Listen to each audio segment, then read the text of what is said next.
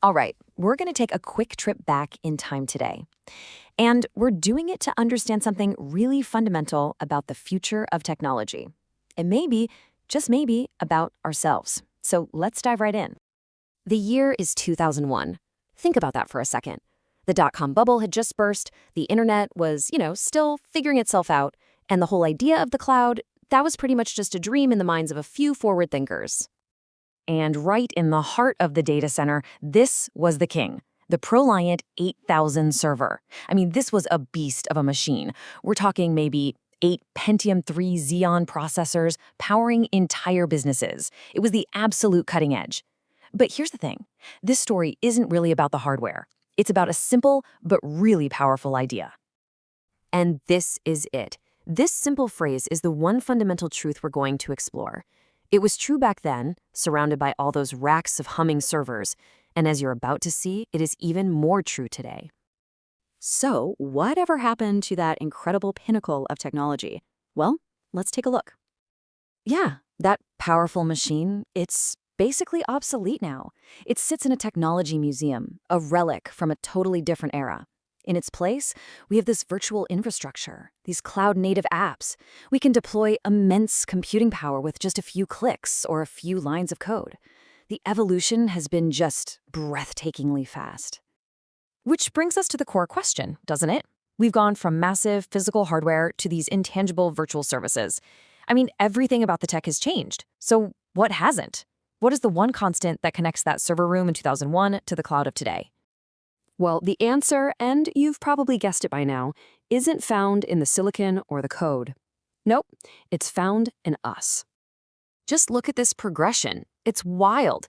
In a little over 2 decades, we went from those huge physical servers to virtualization, which let us do way more with less, to a world where building in the cloud just became the default.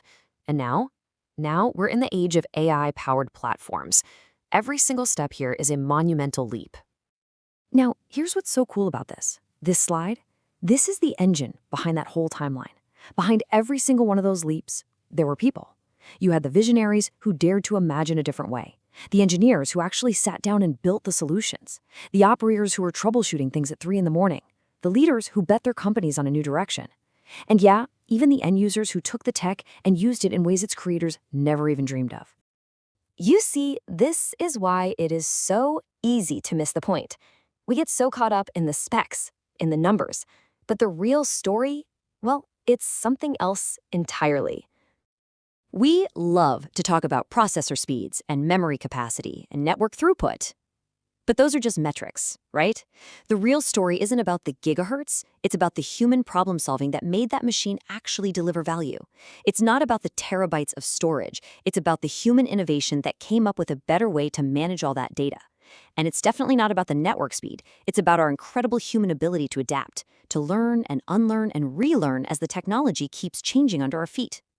And this all boils down to some timeless lessons from that 2001 server room. Expertise always mattered because you needed skilled people to make imperfect hardware actually work. Relationships drove results because the IT teams and the business users had to actually talk to each other and collaborate. And context was king, because the tech was only as good as people's understanding of the actual problems it needed to solve. And you know what? These lessons are just as vital today. Okay, but what about now? In our world of automation, it can really feel like the human has been taken out of the equation. But that's a huge misunderstanding of what automation really is. So here's the key takeaway. Automation isn't the absence of humanity. It is the culmination of it. It's all of our collective experience, all our best practices, all of our hard-won lessons captured and encoded into software so it can be repeated perfectly over and over again. Think about it for a second.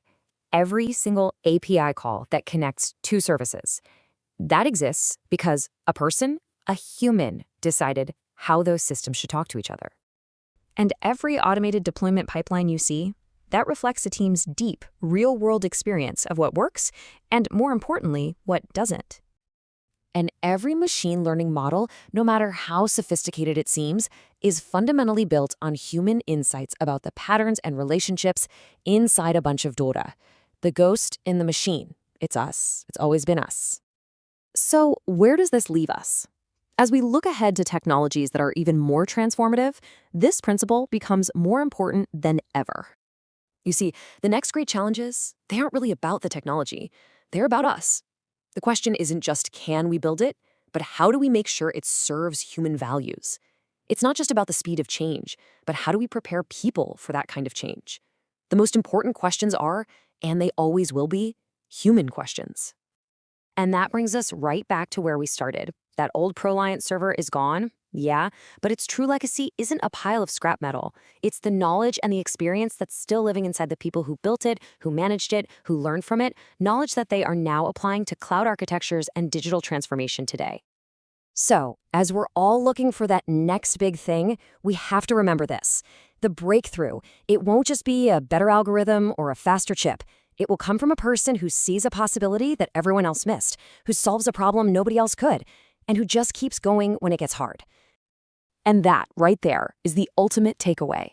Technology is an incredible tool. It's a powerful lever. But it has always been people who choose to pick up that tool, find a place to stand, and actually move the world. The real question then isn't what the next technology will be. The real question is what will we, as people, choose to do with it?